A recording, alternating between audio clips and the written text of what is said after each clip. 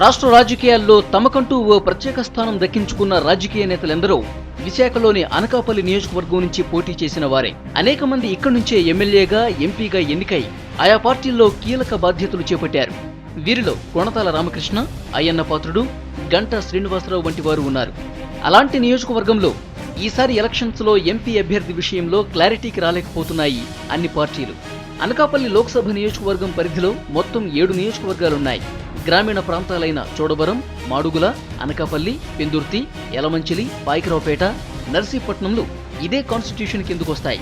ఇక్కడ కాపు, వెలమ కులస్తులు ఎక్కువ శాతం ఉన్నారు. దీంతో పార్టీలన్నీ కూడా ఈ కులాలకు చెందిన అభ్యర్థులనే పోటీకి నిలుపుతూ వస్తున్నాయి. అయితే ప్రస్తుతం రాష్ట్రంలో మారిన రాజకీయ సమీకరణాల మూలంగా ఎవరిని రంగంలోకి దింపాలన్న సంశయంలో పడ్డాయి పార్టీలు.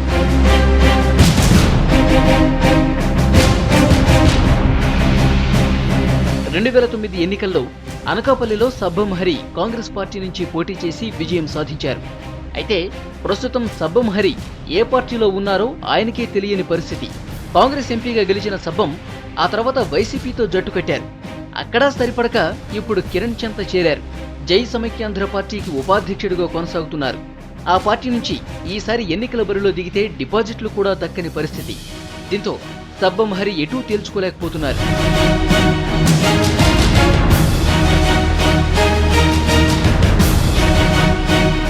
ఇక టీడీపీ తరఫున తన కుమారుడు విజయ్కే అనకాపల్లి ఎంపీ సీటు కావాలంటూ టీడీపీ సీనియర్ నేత అయ్యన్న పాత్రుడు పట్టుబడుతున్నారు. అయితే అధిష్టానం నుంచి ఇంకా గ్రీన్ సిగ్నల్ రాలేదు. అదేగాక ఈ మధ్యనే గంటా శ్రీనివాసరావు బ్యాచ్ టీడీపీ తీర్థం పుచ్చుకుంది. గంటా లేకుంటే అవంతి శ్రీనివాస్ అనకాపల్లి ఎంపీగా బరిలో దిగే ఛాన్స్ ఉందనే టాక్ వినిపిస్తోంది. దీంతో అభ్యర్థిని ప్రకటించడంలో టీడీపీ కూడా తాత్సారం చేస్తోంది. ఇక కాంగ్రెస్ విషయానికొస్తే అసలు ఎంపీ క్యాండిడేట్ ఎవరో చెప్పలేని పరిస్థితి. కాపులు ఎక్కువగా ఉండటంతో విజయనగరం ఎంపీ బొత్స ఝాన్సీ కాంగ్రెస్ తరపున అనకాపల్లి లోక్సభ బరిలో దింపాలని కాంగ్రెస్ చూస్తోంది. వైసీపీ నుంచి కొణతాల అనకాపల్లి ఎంపీగా పోటీ చేస్తారని ప్రచారం జరుగుతున్నా ఆయన అసెంబ్లీపైనే ఎక్కువగా ఆసక్తి చూపుతున్నట్లు తెలుస్తోంది. అదే జరిగితే అప్పుడు వైసీపీ నుంచి దాడి వీరభద్రరావు ఎంపీగా పోటీ చేసే అవకాశం ఉంది. అయితే ఇటీవలే టీడీపీ నుంచి వైసీపీలో చేరిన గుడివాడ అమర్ కూడా ఎంపీ స్థానంపై కన్నేసినట్లు ప్రచారం జరుగుతోంది. కాపు కమ్యూనిటీకి చెందిన అమరే సరైన అభ్యర్థిని వైసీపీ భావిస్తోంది. పార్టీల వారీగా కార్యకర్తల మనోభావాలను చూస్తే టీడీపీ కేడర్ గంటాని, కాంగ్రెస్ నుంచి బొత్స ఝాన్సీని, వైసీపీ తరపున కొణతాల రామకృష్ణ పోటీ చేస్తే బాగుంటుందన్న అభిప్రాయం వ్యక్తమవుతోంది.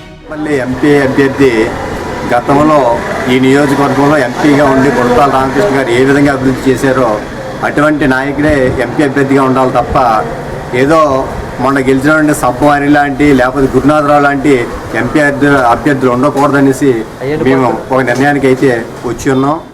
టీడీపీ అభ్యర్థి గంటా శ్రీనివాసరావు గారికి అయితే మాకు బాగుంటుంది. అదేవిధంగా అనకాపల్లి ఈ పార్లమెంట్ అభ్యర్థిగా ఆయన అయితే అభివృద్ధి కార్యక్రమాలు చేయగలరు.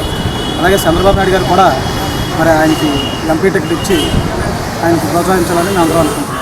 ఎన్నికలకు ఇంకా నెల రోజులే గడువు ఉండగా ఇంకా ఏ పార్టీ కూడా అనకాపల్లి ఎంపీ అభ్యర్థిగా ఎవరిని పోటీకి నిలపాలన్న దానిపై క్లారిటీకి రాలేకపోతున్నాయి. దీంతో అనకాపల్లి ఎంపీ సీటు హాట్ సీటుగా మారింది. ప్రధాన పార్టీలన్నీ కాపు సామాజిక వర్గ నేతలనే బరిలోకి దింపాలని ఆలోచన చేస్తున్నాయి.